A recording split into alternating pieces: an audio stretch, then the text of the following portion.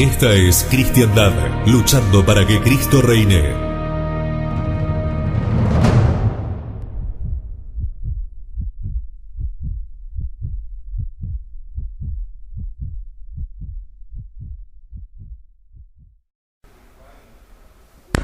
En el nombre del Padre, y del Hijo, y del Espíritu Santo. Amén.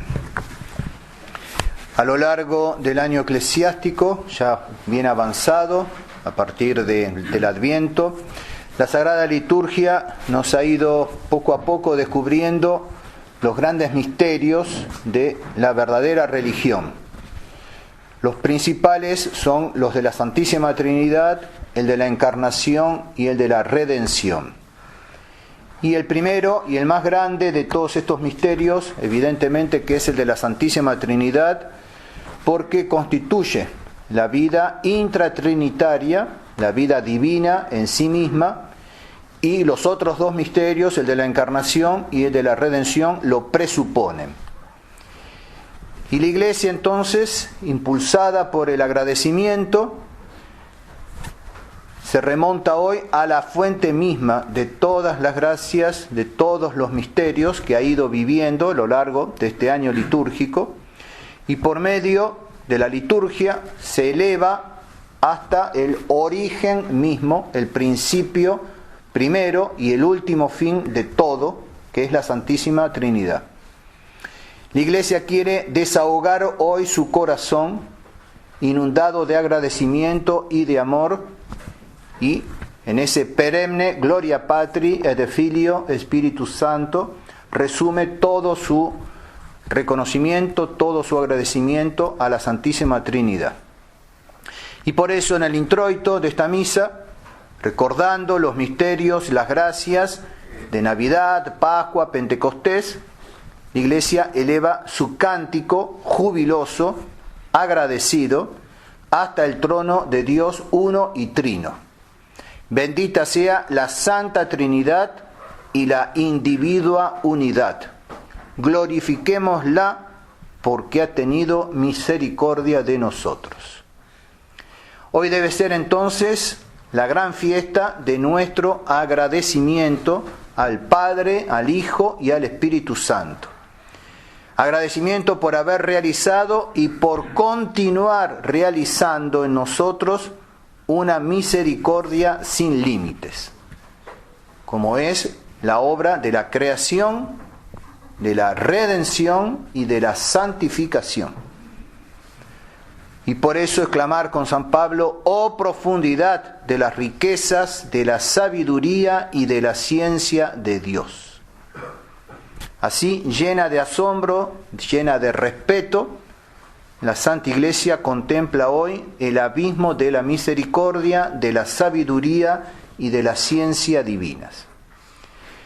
Y nosotros, para celebrar y santificar la solemne fiesta de la Santísima Trinidad, será provechoso que consideremos los misterios que se encierran en esa breve fórmula que trae el Evangelio de hoy, ese mandato de nuestro Señor a los apóstoles, que dice: en el nombre del Padre, y del Hijo, y del Espíritu Santo. El Evangelio nos recuerda esa pequeña fórmula, pues vamos a meditar sobre ella para justamente poder santificar, festejar bien esta solemnidad. Vamos a adentrarnos en los arcanos de la Beatísima Trinidad. Vamos a tratar de penetrar, guiados por el Espíritu Santo, un poco en este misterio insondable. Pero recordemos antes la sabia recomendación de la imitación de Cristo, que dice: la doctrina de Cristo excede a la de todos los santos, y el que tuviese espíritu hallará en ella maná escondido. Mas acaece que muchos, aunque a menudo oigan el Evangelio, gustan poco de él, porque no tienen el Espíritu de Cristo. El que quiera entender plenamente y saborear las palabras de Cristo, conviene que procure conformar con él toda su vida. Y ahí viene una recomendación profunda de Tomás de Kempis: ¿qué te aprovecha disputar altas cosas de la Trinidad si careces de humildad por donde desagradas a la Trinidad? Por cierto, las palabras subidas no hacen santo ni justo, mas la virtuosa vida hace al hombre amable a Dios. Entonces, con esta recomendación, a la luz de esta recomendación, trataremos de penetrar en los misterios de la Santísima Trinidad, guiados por la teología. Con esa sabia advertencia, consideremos qué quiere decir en el nombre del Padre y del Hijo y del Espíritu Santo. Y esa fórmula habla de tres y habla de uno. Profesa a tres, que son el Padre, el Hijo y el Espíritu Santo. Y confiesa a uno, que tiene un solo nombre y no muchos nombres, una esencia y no muchas esencias. El misterio de la Santísima Trinidad es pues el misterio de un único Dios en tres personas distintas. La verdadera fe, la católica, nos enseña a venerar un solo Dios en la Trinidad y la Trinidad en un solo Dios. Y debemos andar con cuidado, porque existe el peligro de confundir entre sí las divinas personas o de multiplicar la única naturaleza al distinguir las personas. ¿Qué quiere decir la palabra Trinidad? Esa palabra tuvo que ser justamente creada, inventada por los teólogos para significar el misterio de una única sustancia en tres personas. Trinidad, ese término significa tres en la unidad. Trinidad, tres en la unidad. Ahora bien, en este misterio, ¿a qué se aplica la unidad? Y la unidad se aplica a la sustancia, llamada también naturaleza, esencia, es decir, la divinidad. Así pues, en la Trinidad solo hay una única sustancia, una sola naturaleza, una sola esencia divina, una única divinidad. Y en este misterio, ¿a qué se aplica la distinción? Y la distinción se aplica a las personas, a las procesiones, a las relaciones, a los nombres, a las misiones distintas. Las denominaciones de Padre y de Hijo no pueden convenir a una misma persona, pues nadie con propiedad puede ser padre de sí mismo. Además, un padre y un hijo, en cuyo nombre se hace una cosa, no pueden ser sino verdaderas personas. Y el Padre y el Hijo son, por lo tanto, dos personas distintas. Y como en esta fórmula, en el nombre del Padre y del Hijo y del Espíritu Santo, fórmula de tanta precisión, el Espíritu Santo está en un mismo orden y en una misma categoría con el Padre y con el Hijo, se sigue de ahí también que es distinto de ellos y verdadera persona. Esto es, una persona distinta. Y en conclusión, existe en Dios Trinidad de personas. Pero estas tres personas son un solo Dios. ¿Cada una de estas tres personas es Dios? Pregunta el catecismo. Y sí, el Padre es Dios, el Hijo es Dios, el Espíritu Santo es Dios. ¿Pero las tres personas divinas son tres dioses? No, no son tres dioses, son un solo y mismo Dios. ¿Y por qué son un solo y mismo Dios? Porque tienen una sola y misma naturaleza, una sola y misma divinidad. Aunque otra razón no existiese, nos bastaría para ello la imposibilidad absoluta de la pluralidad de dioses probada por la razón natural. Aquí no hace falta la revelación. Con la sola razón natural podemos probar la unidad de Dios. Pues no puede existir más que un solo Dios verdadero. Entonces, aunque no hubiese otra razón, nos bastaría lo que nos enseña la razón natural para probar que la pluralidad de dioses es algo imposible, probada entonces categóricamente, afirmada además por las divinas escrituras. Pero sin ir más lejos, en la misma fórmula que estamos considerando, se habla del nombre y no de los nombres del Padre, del Hijo y del Espíritu Santo. Esto indica que las tres personas tienen un solo nombre y por lo tanto una sola potestad, un solo poder, en cuya virtud se administra, en la fórmula que estamos considerando, se administra el bautismo.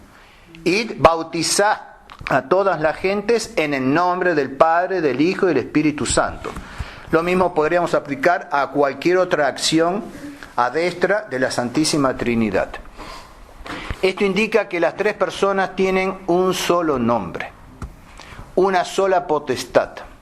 Y por esa unidad de nombre y consiguientemente de esencia, de sustancia, se dice que las tres divinas personas son consustanciales. Lo decimos en el credo respecto del Hijo, consustancial con el Padre. Lo mismo hay que decir del Espíritu Santo. Y no basta decir que el Hijo es de la misma naturaleza que el Padre, según la equivocada traducción que no sé si sigue dando vueltas por ahí o no, pero si sigue dando vuelta, esa traducción no vale. Por empezar, no vale literalmente hablando. En latín dicen consustancial en patri, consustancial, no dice de la misma naturaleza, sino que además no profesa la fe que debemos profesar, y eso es lo más importante. Estando en el seminario de Paraná me discutían, ¿pero acaso el Hijo no es de la misma naturaleza que el Padre? Por supuesto que sí, que el Hijo es de la misma naturaleza que el Padre. Entonces está bien decir en el credo que es de la misma naturaleza del Padre. No es que esté mal, pero no es lo que debemos profesar, que es muy distinto. Lo que está en juego no es si el Hijo es de la misma naturaleza que el Padre, sino si el Hijo es consustancial con el Padre.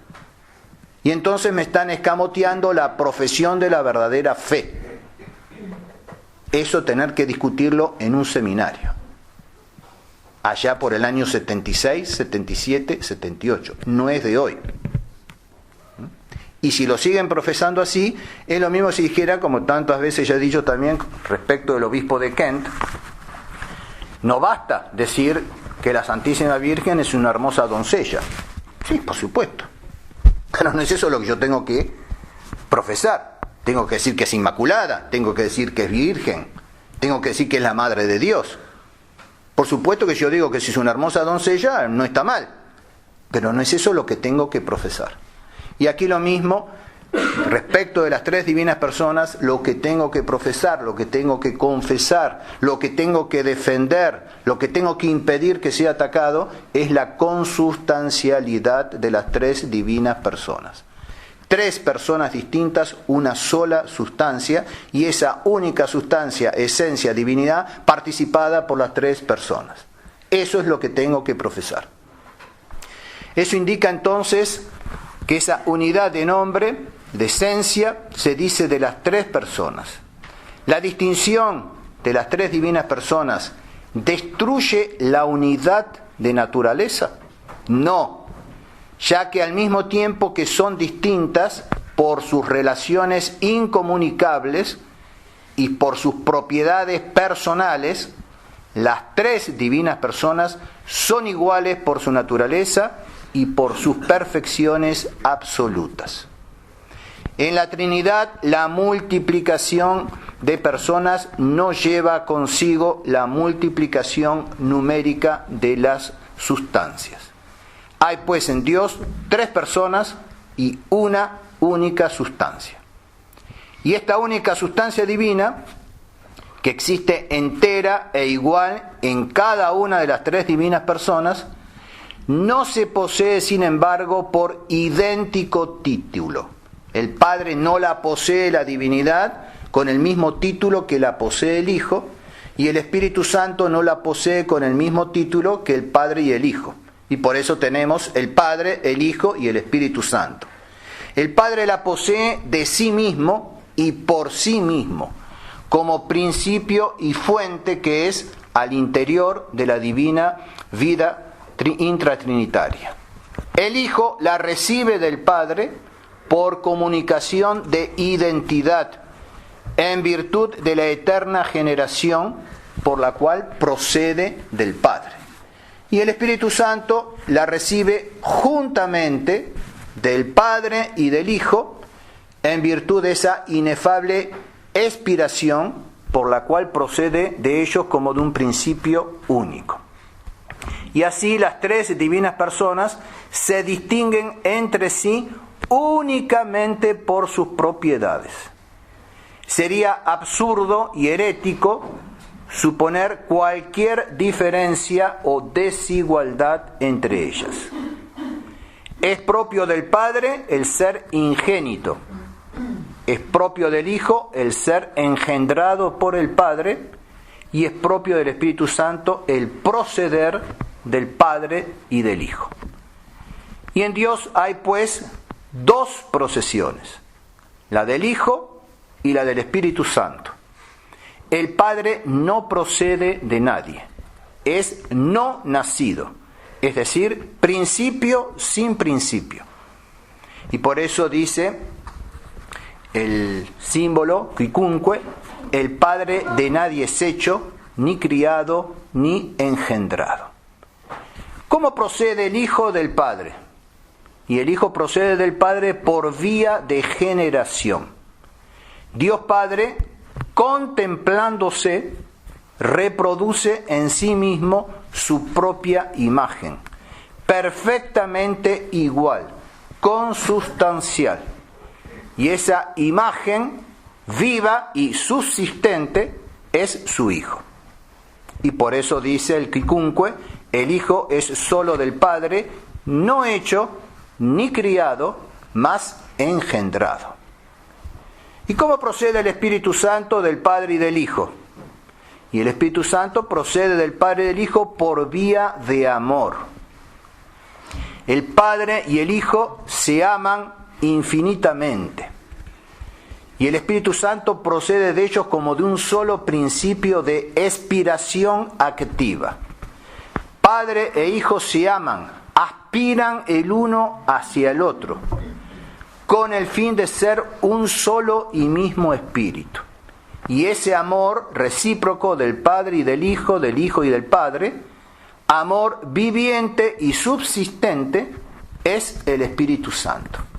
Y por eso el quicunque dice, el Espíritu Santo es del Padre y del Hijo, no hecho ni engendrado, sino procedente.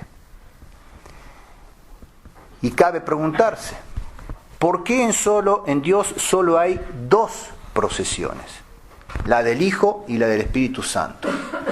Porque en Él no hay otras operaciones internas más que conocer y amar.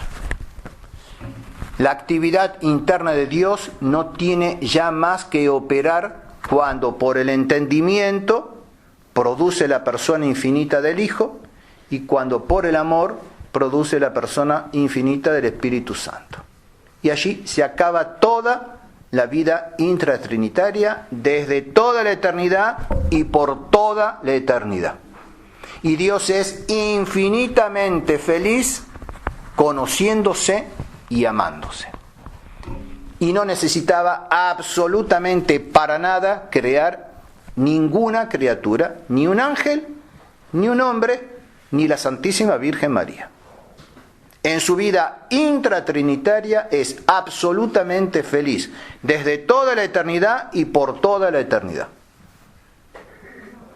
Y nosotros, si tenemos la gracia, la misericordia de Dios de salvarnos, contemplaremos por el resto de la eternidad, en la medida que podamos y conforme al Lumen Glorie, contemplaremos esa vida intratrinitaria sin agotarla, sin comprenderla, porque para comprenderla, abarcarla, es necesario ser Dios. Pero veremos, vislumbraremos en la medida del Lumen Glorie, que depende de nuestra gracia. Con el grado de gracia que muramos tendremos gloria, el Lumen Glorie, y por eso el cielo no es igual para todos. Hay quienes verán más, hay quienes verán menos, y conforme a esa visión hay quienes gozarán más y gozarán menos. Y por eso dice el prefacio de la Santísima Trinidad: te damos gracias a ti, Señor Santo, Padre Omnipotente, Eterno Dios, que con tu unigénito Hijo y con el Espíritu Santo eres un solo Dios, un solo Señor, no en la unidad de una sola persona, sino en la Trinidad de una sola sustancia. Por lo cual, cuanto nos has revelado de tu gloria, lo creemos también de tu Hijo y del Espíritu Santo, sin diferencia ni distensión. Confesando una verdadera y eterna divinidad, adoramos la propiedad en las personas, la unidad en la esencia y la igualdad en la majestad.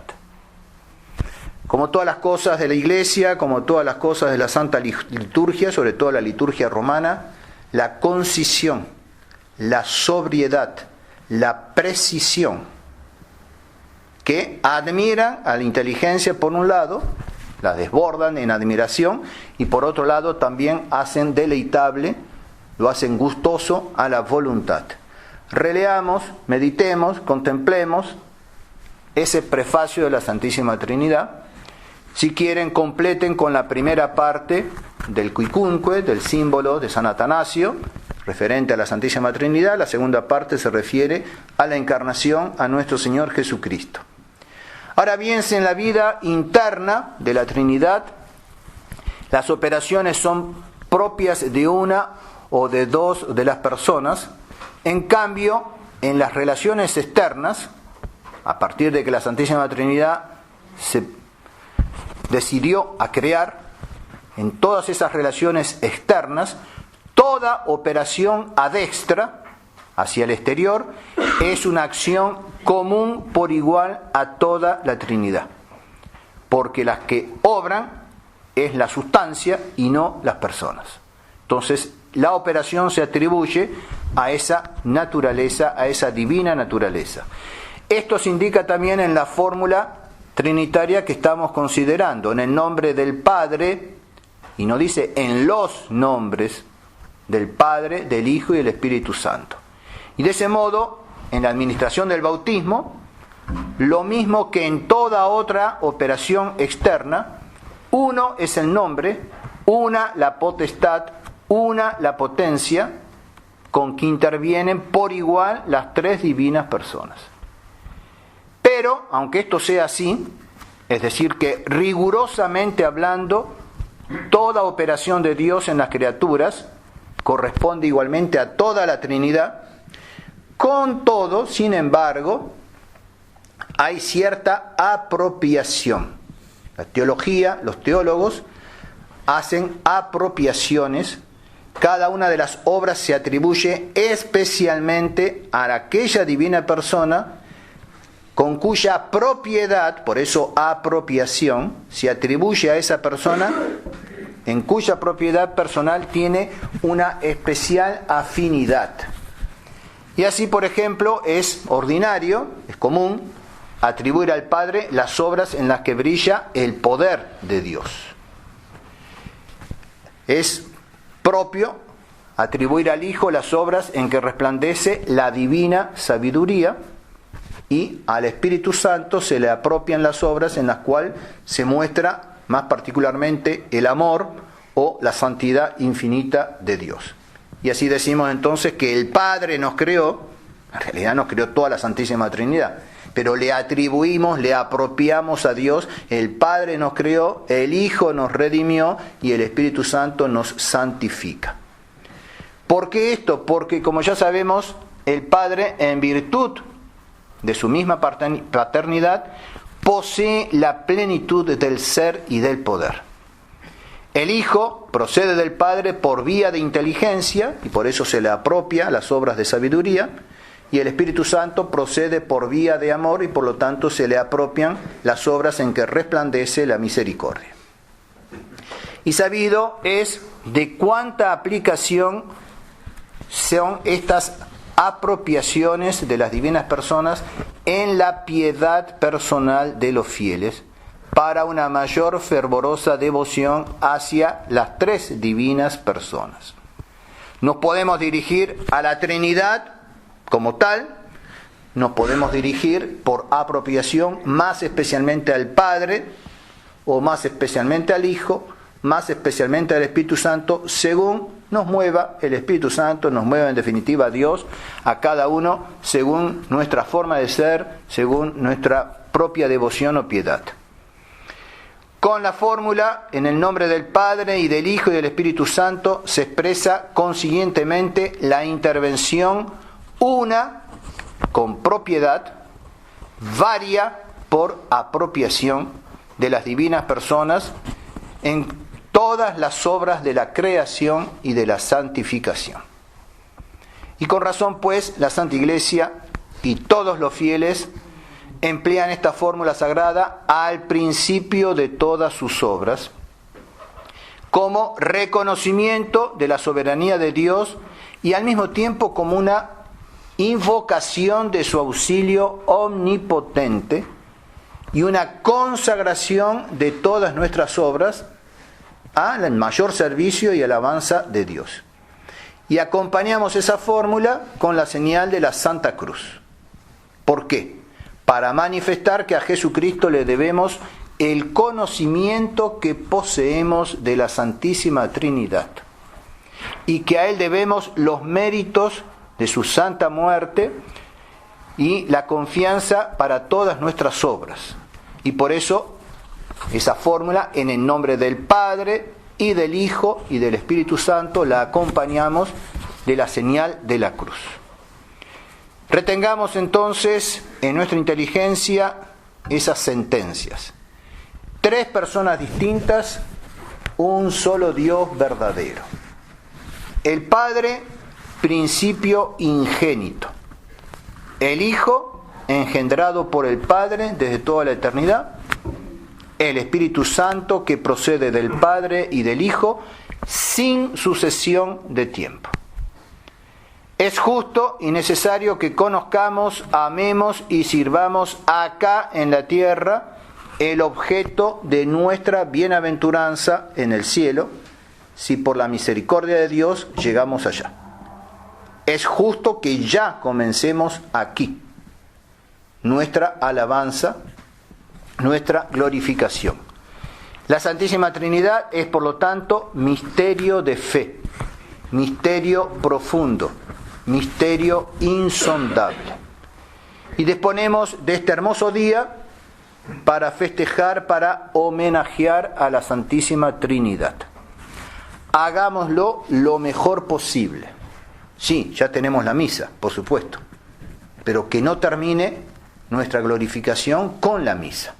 Tratemos a lo largo del día de prolongar esta glorificación. Hagámoslo lo mejor posible según las posibilidades de esta tierra. Según las posibilidades de esta tierra. Una fiesta como la de hoy, el jueves Corpus, a medida que va pasando el tiempo y las cosas se van complicando, justamente en la iglesia, cada vez tiene más razón esas palabras del padre de Chivray. Cuando se ha dado la vuelta completa a través de las solemnidades humanas, comprendiendo las de la iglesia. Las solemnidades humanas, recuerden los mayores, las solemnidades humanas. Lo que podía ser un bautismo, un casamiento, un entierro. Solemnidades humanas.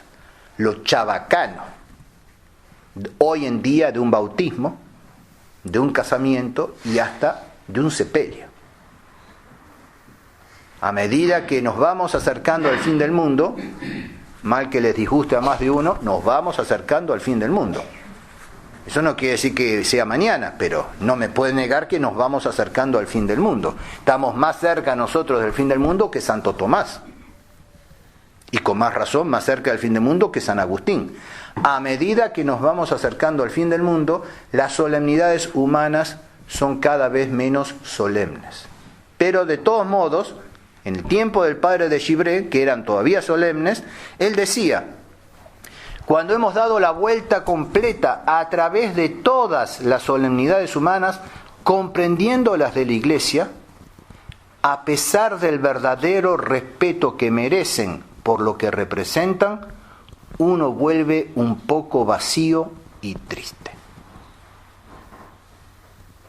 ¿Qué decir hoy en día? Pero aunque guardase tal o cual solemnidad, toda su solemnidad, uno vuelve un poco vacío y triste. El festejo de la Santísima Trinidad, de Corpus Christi, de Navidad, por muy bonita que haya sido la misa, por más que haya sido con gregoriano, de incienso, hermosas vestiduras, muchas flores, muchas velas, uno vuelve un poco vacío y triste. Y entonces, en concreto, la única liturgia que nos va verdaderamente a saciar es la del cielo.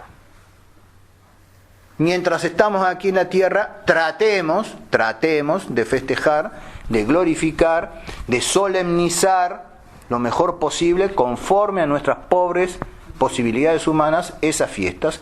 Pero si nos queda ese sinsabor de aquí la tierra, y bueno, bendito sea Dios. Porque el día que dijéramos, ya estoy colmado aquí en la tierra, me voy a fincar acá en la tierra. Entonces, bendito sea Dios ese sinsabor de nuestras solemnidades humanas, incluso las litúrgicas, incluso las sagradas, porque nos hacen añorar la liturgia del cielo. Y entonces, ¿qué hemos de hacer para celebrar lo más digna y fructuosamente esta fiesta en este valle de lágrimas, mientras aguardamos hacerlo por la eternidad en el cielo? Y entre otras cosas, primero, adorar el misterio de Dios uno y trino. Aprovechemos hoy para multiplicar nuestros actos de adoración al Dios uno y trino. Dar gracias a la Santísima Trinidad por todos los beneficios temporales y espirituales que de ella hemos recibido y recibimos. Consagrarnos totalmente a Dios y rendirnos del todo a su divina providencia, teniendo siempre en cuenta lo dicho al comienzo, que de nada nos aprovecharía disputar altas cosas de la Trinidad como hemos hecho, si careciésemos de humildad y por donde desagradaríamos a la Santísima Trinidad. Pensar que por el bautismo hemos entrado en la Iglesia y fuimos hechos miembros de Jesucristo por la invocación y por la virtud del nombre del Padre, del Hijo y del Espíritu Santo. Y finalmente, determinarnos a hacer siempre con devoción la señal de la Santa Cruz, que expresa este misterio. Y a rezar con viva fe, con intención de glorificar a la Santísima Trinidad, cuando repetimos el Gloria Patri et Filio et Spiritui Santo, o gloria sea al Padre y al Hijo y al Espíritu Santo. Por lo tanto, bendecida sea la Santísima Trinidad y su indivisible unidad. Glorifiquémosla porque hizo resplandecer sobre nosotros su misericordia. Y concluyamos con la oración colecta de esta misa. Dios Todopoderoso y Eterno, que por la confesión de la verdadera fe diste a tus siervos conocer la gloria de la eterna Trinidad y de adorar la unidad en el poder de tu majestad, haz, te suplicamos, que consolidados por la firmeza de esta misma fe, seamos siempre defendidos contra todas las adversidades. En el nombre del Padre, y del Hijo, y del Espíritu Santo. Amén.